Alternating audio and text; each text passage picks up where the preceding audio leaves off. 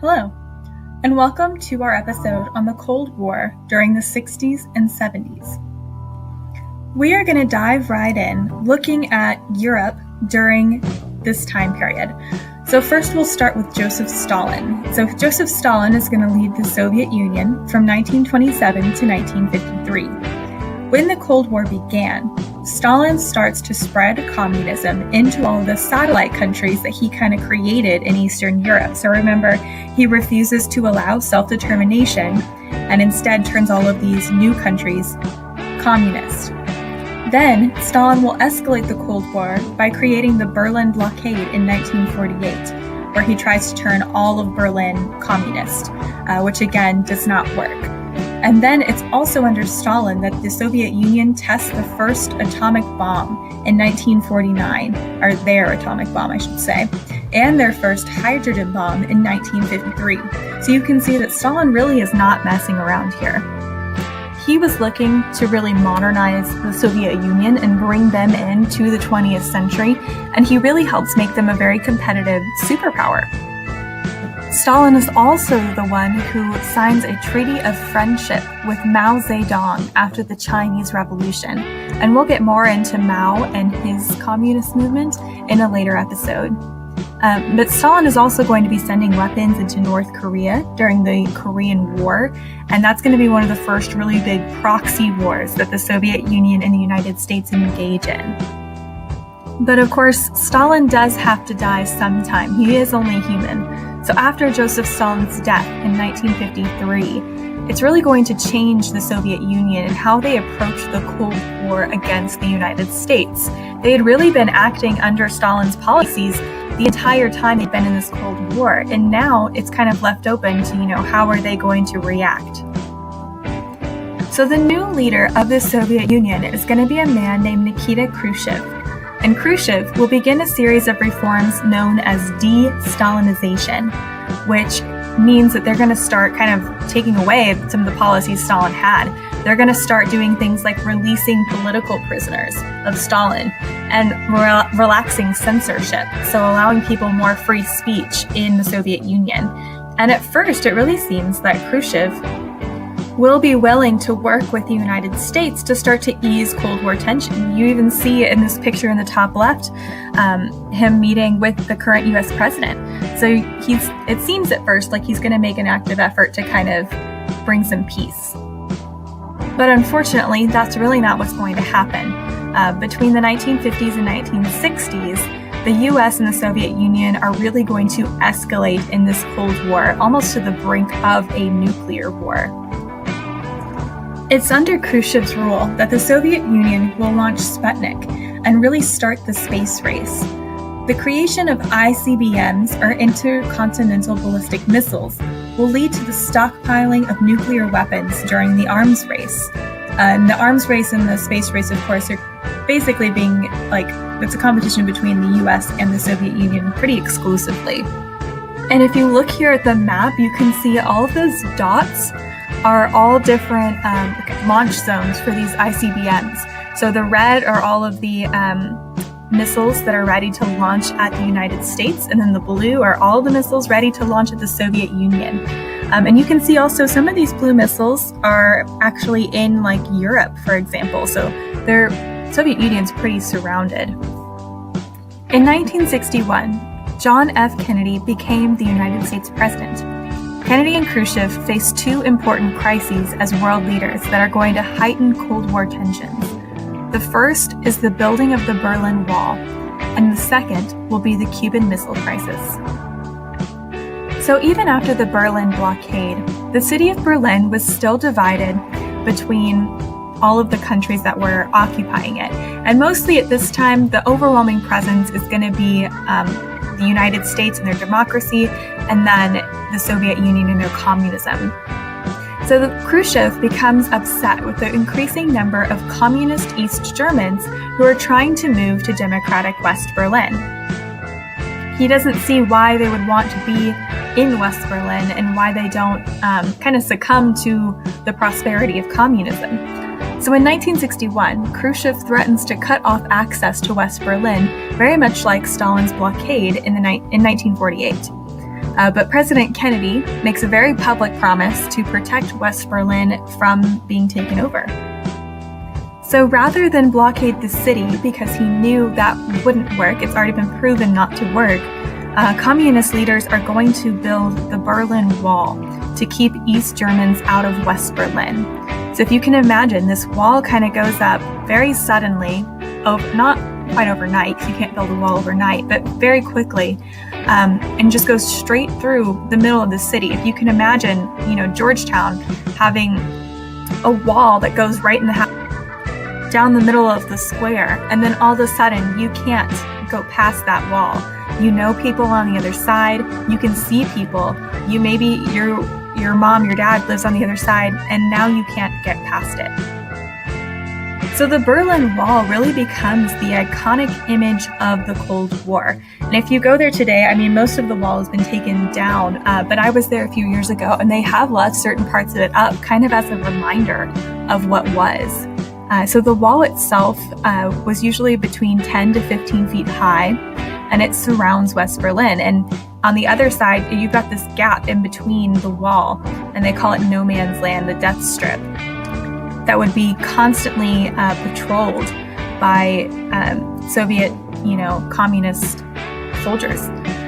There's electric fences, there's vehicle traps between the inner and outer walls. The whole total length of the wall was around 110 miles. So if you can imagine, it's very hard to be able to break through and get around or under this wall.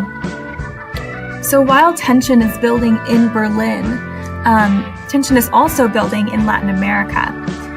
So the Soviet Union makes a big effort to kind of push communism into a lot of these very corrupt Latin American countries. And remember, communism really appeals to the poorer population. And when you have places like in Latin America or in Russia, where there's such a huge discrepancy between the rich and the poor, this sounds really appealing. So when Fidel Castro seizes power in Cuba in 1959, the United States is very afraid that communism is so close to America. You can see here, Cuba's that little purple island right there, so close to Florida. So now they're really worried that communism might be spreading close to home. They're even so afraid of communism that the United States will attempt to overthrow Castro in Cuba. It's called the Bay of Pigs invasion. And it was very, very unsuccessful. It was a huge PR nightmare for the United States because it, showed them trying to actively overthrow a government. And after that happens, Khrushchev will secretly send nuclear missiles to Cuba to help protect them against the United States. So of course the United States eventually does find out that Cuba has these nuclear missiles. So the response is that the United States blockades Cuba. They basically surround the island with all of their ships, and they refuse to allow Cuba to receive or export any goods. So they're trying basically to wait them out in order to have them remove the ICBMs from Cuba. And so this blockade, the Cuban Missile Crisis is what this is called, it is successful. They are able to negotiate the removal of these ICBMs from Cuba, but in exchange, they have to take out some of their ICBMs from Europe because, like we saw in that picture, the United States had sent a bunch of nuclear weapons to Europe to aim right at the Soviet Union. So the Cuban Missile Crisis is the closest that the United States and the Soviet Union came to a nuclear war. There was, a point where everyone's just sitting around the world waiting to see what's going to happen in Cuba and decide basically the fate of the world. Are we going to start a nuclear war? So after the Cuban Missile Crisis, the next major event in the Cold War will come between 1965 and 1973, when the U.S. becomes involved in the Vietnam War. So when communist leader Ho Chi Minh gained independence for Vietnam, the United States feared communism in Southeast Asia. Vietnam had been divided into a communist North and a democratic South. In the South, in Vietnam, communists known as the Viet Cong were working to unify North and South Vietnam. And, the United States' foreign policy was still containment at this time. They're trying to contain communism. So the United States sends troops to Vietnam to help them get the Viet Cong out of South Vietnam. America will enter the war in 1965, and the American military will use bombing raids, pesticides, and search and destroy missions to try and fight the communists, who are really they're using like a guerrilla war style tactics. You don't know where the enemy is. The enemy blends in with the population around them. And it was really hard for them to identify who was Viet Cong and who was not. And despite these efforts, the United States was unable to defeat the communist enemy. The Vietnam War was also extremely unpopular at home. It was expensive, it hurt the U.S. economy, and it became unpopular with anti-war protesters in the United States. Basically, people didn't think it was worth bombing and raiding these villages to weed out maybe 3 or 4 Viet Cong in a village. So by 1973, the United States withdrew from Vietnam, and then 2 years later, communists will unify Vietnam into one Vietnamese communist country. Another major effect from Vietnam is that you start to see this is where we see a lot more disunity within the United States. You basically had this, 40, 50-year time period in the US where everyone was pretty largely unified. Everybody was kind of behind World War II. Those veterans were highly honored when they came back home. And then now you've got a very different feeling in the United States about our role in the world and the role these soldiers played. So you'll find that these Vietnam War vets are really treated very differently returning home than these World War II vets were. And this kind of just shift in policy and how we look at what we're doing in the world in the United States at this time. America's failure in Vietnam leads to a change in Cold War policies. The United States abandons its containment policy because, clearly it is not working, and begin to look for ways to improve their relations with Cold War enemies. They basically realize that with all these different countries turning communist, they can't try and fight them all. They need to have some kind of peace with, places like Cuba, Vietnam, the Soviet Union, all these satellite countries. So by the 1970s, the United States' president is now Richard Nixon, and he will have a policy of détente, or easing Cold War tensions, which will replace the policy of brinkmanship, which is basically just being ready to go to war at any time. In 1972, Nixon becomes the first president to visit and recognize communist China. Basically, the United States said for several decades that they just wouldn't recognize communist countries, which also turned out not to be a very good foreign policy tactic. So Nixon's visit to China is a major move. It puts pressure on the Soviet Union to negotiate with the United States. It says that we're open and willing to creating a more peaceful, harmonious relationship. So then, in 1972, Nixon will meet with Soviet leader Brezhnev to discuss arms reduction. The United States and the Soviet Union signed the Strategic Arms Limitation Talks, or SALT, which limits the number of ICBMs each nation could have. And by the 1970s, it seems like the United States and the Soviet Union will be willing to peacefully coexist with each other. But this détente ended. The Soviet Union invades Afghanistan to put down anti-communist uprisings that were happening within Afghanistan. So this is going to have a huge shift in politics going in through the 1990s. The invasion of Afghanistan is really a huge issue because the United States views this attack as an attempt to spread communism into South Asia and the Middle East, and it really kind of undoes a lot of the goodwill that had been built up by the Soviet Union and the United States. So the United States cuts off all trade with the Soviet Union, and they will send military and economic aid to these Afghan rebels that are trying to squelch communism.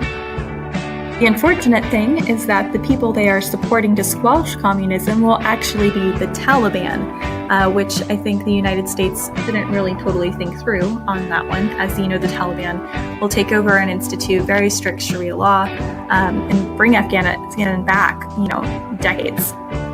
The war in Afghanistan will basically prove as unwinnable for the Soviet Union as it did for the United States back in Vietnam. They basically are pouring all of these resources into this war that they don't really have to give away. And that's one of the reasons why the Soviet Union will fall in the end. The Soviet Union fights in Afghanistan from 1979 to 1989, but they are not able to defeat the Afghan resistance.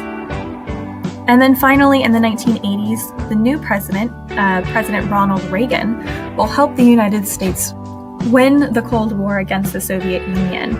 President Reagan had a very strong anti-communist policies that basically kind of helped the collapse of the communist economy, and they cut off really most of their trade partners. And the Afghan war, of course, didn't help them either. But kind of the overall gist of his policies is it's going to bring an end to the Cold War by 1991. That marks the true end of communism and the Soviet Union.